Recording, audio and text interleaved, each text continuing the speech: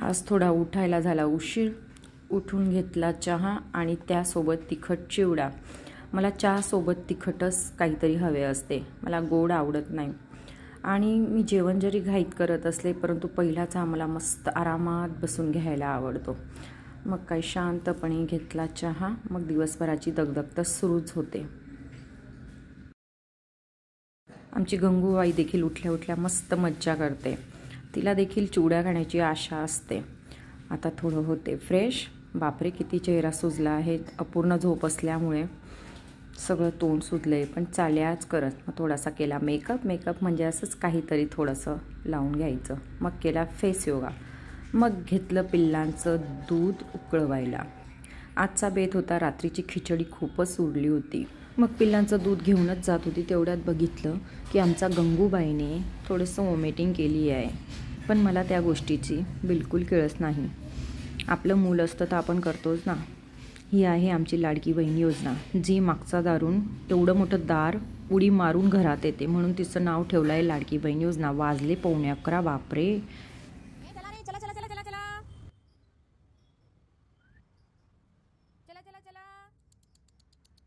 हे लावलंय यासाठी की यांना गेटचा बाहेरचं दिसू नये, कारण हे कुणालाच उभं राहू देत नाही गेटचा बाहेर, सारखं भूभू.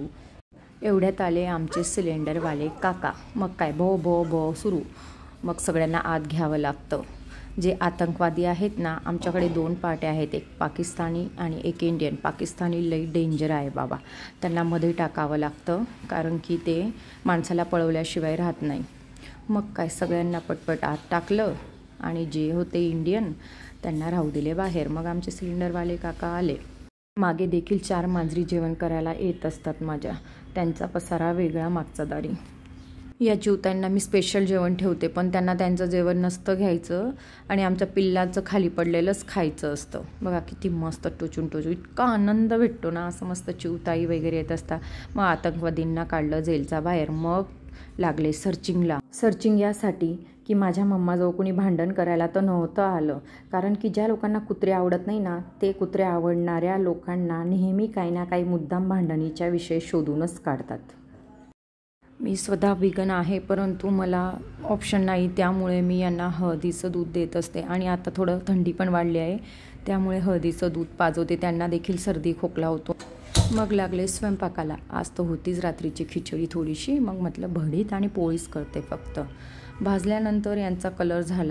मारा तण पटलो निघत विलास पटल, सुदाम पटल आणि लाडका लच्चू पटल म्हणजे माझे जिजाजी. मग निघाले बडीशोप खायला. मला एवढी भयंकर आवडते ना बडीशोप, की त्याच्याशिवाय मी राहूच शकत नाही. हे माझे भट्टीत तापलेले जिजाजी. जरी रंगाने काळे असले पण मनाचे खूप गोरे आहे बरं का माझे 3 जिजाजी. मग घेतलं खिचडी गरम करण्यासाठी कांदा चिरून. माझं काम थोडं असं फास्ट आहे. माझं ब्लड लेवल आणि B12 कमी असल्यामुळे मी MVचं पावडर सुरू केलं आहे. विगन असल्यामुळे दुधात घेत नाही. थोडंसं सफरचंद पाणी आणि त्याच्यात पावडर टाकून मिक्सीमध्ये काढून घेत असते. एवढं खास लागत नाही ते पाणी असल्यामुळे, पण ठीक आहे. थोडंसं हेल्थसाठी करावं लागेल. जसं बसं मी त्याला संपवते. मग परत आले आपल्या स्वतःच्या घरात, म्हणजे आपलं किचन, जे कधी बाईपासून सुटत नाही. माझ्या सासूंनी शिकवलेली एक टेक्निक. भडीची साल काढायची असेल, म्हणजे वांग्याची साल काढायची असेल, तर डिशमध्ये पाणी घेऊन त्याच्यात हात भिजवायचा आणि तो वांग्यावर फिरवायचा, म्हणजे मस्तपैकी अशी साल निघत असते. काहीच काळेपणा राहत नाही त्यात. एकीकडे ठेवला माझा पिल्लांसाठी भात. दुसरीकडे घेतलं वांगं शेपालायला.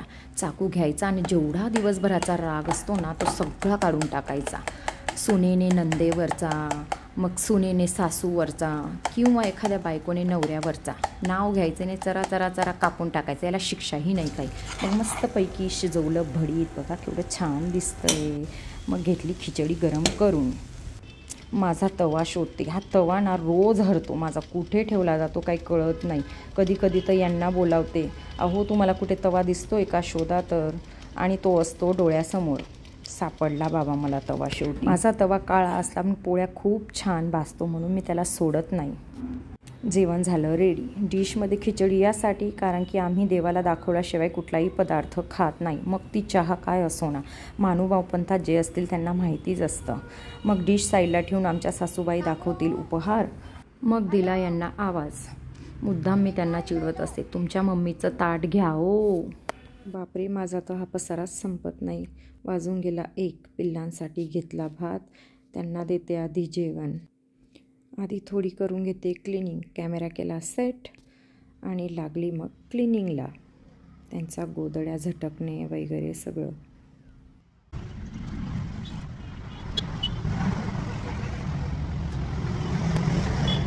हिचे नाव ठेवले आहे आम्ही लाडकी बहीण योजना.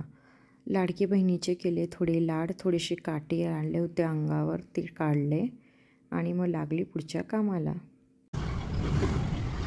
याला मध्येच खेळायचं आहे पायासोबत. चला तर बाबा, लागते सफाईला आता. अंगूबाईचं मध्ये मध्ये कामच असतं प्रत्येक ठिकाणी. मला पण काही करायचं. झाडांची पाने उचलून झाडांनाच टाकते, म्हणजे जे ते खत तयार होतं तिथल्या तिथे. MIDC एरिया असल्यामुळे आम्हाला 24 तास फ्रेश वॉटर असतं. पाणी आहे म्हणून उगीच सांडणे असं नाही, परंतु क्लिनिंगसाठी सांडावंच लागतं. मस्त पटपट आवरलं, झाले सगळे क्लीन.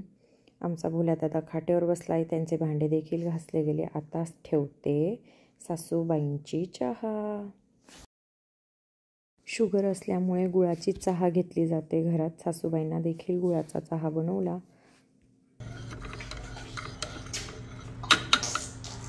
आणि निघाले त्यांच्या आसनावर चहा देण्यास.